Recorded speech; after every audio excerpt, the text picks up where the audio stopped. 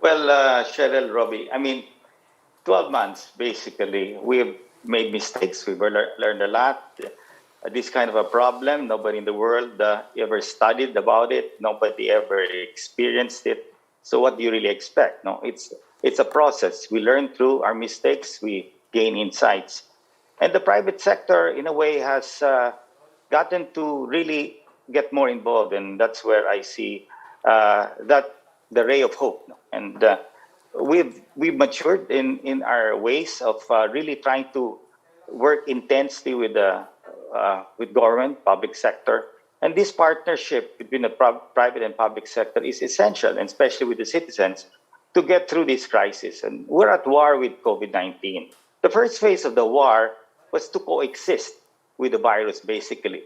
We didn't have any weapon to kill the virus. All what we had are basically to protect ourselves using face masks and face shields and social distancing.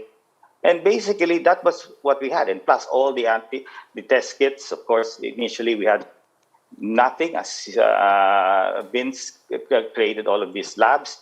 But we only had very few capacity. And how do you determine visibility? How do you find the enemy without testing? And so we resorted to maybe not as accurate as PCR, which we got into a controversy with the medical group, and I'm glad we solved that.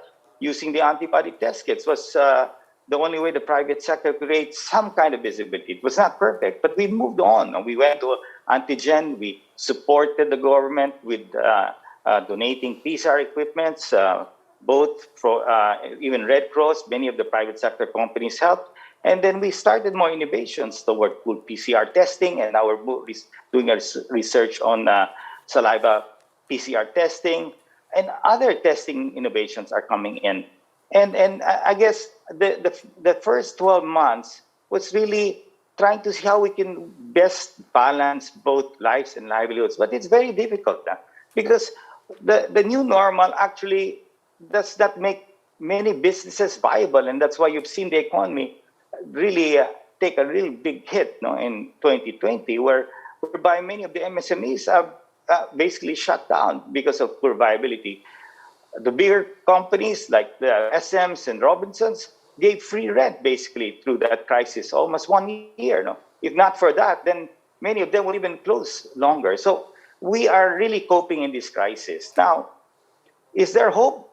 Definitely there's hope. I mean, as an entrepreneur, the moment you lose hope, might as well forget everything, and we will lose more lives and livelihoods. And I look at it differently. So we are at this stage now that we have what we call a nuclear warhead that we can eliminate this COVID-19. And these are the vaccines. Prior to this, it's just coexisting. Now, how do we win the war? That's the most important thing.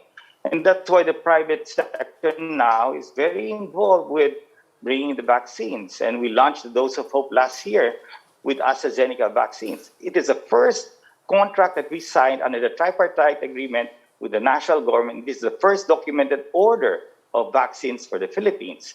And I would like to thank, of course, Secretary Galvez and Vince Dizon and the rest for really helping us form this tripartite agreement, because it actually mirrored now many more tripartite agreements with the entry of Moderna, with the entry of Novavax, and now we're also bringing the Indian vaccine, Covaxin, under Bharat. Now, why is this essential?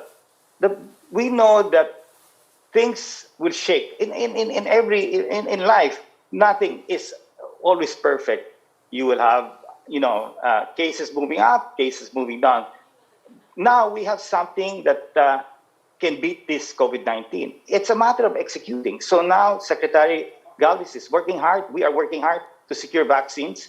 Nowhere in the world does the private sector in any country in the world buys the vaccines and pays for it, and even will pay for the logistics and implementation. In the Philippines, we are taking that big role, despite many companies not being able to afford it. But we are going to do it because together as one, public, private, and even the LGUs, if we all come together and bring these vaccines, convince our citizens to take the vaccine, because we can bring all the vaccines, but if our citizens will not have the confidence to take the vaccines, then we're not going to win the war.